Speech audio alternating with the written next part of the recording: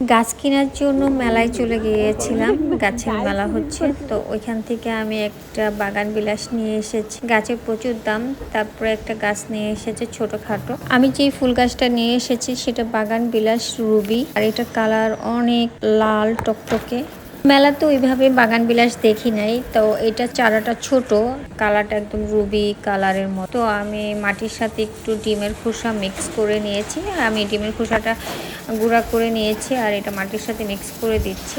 তো বাগান বিলাস জানেন দেখতে খুবই সুন্দর, ফুল ফুটে যখন ভালো লাগে। তো আমার এর আগেও বাগান বিলাস আছে, ওটা প্রচুর ফুল ফুটে। এর মাঝেও লাগিয়েছিলাম, সেটা বাঁচে নাই, মরে গেছে বেশি পানি দেওয়ার কারণে। কারণ বাগান বিলাস অনেক কম পানি দিতে হয়, অনেক বেশি পানি দিলে বাগান বিলাস বাঁচে না, আর বেশি রোদ পড়তে হয়।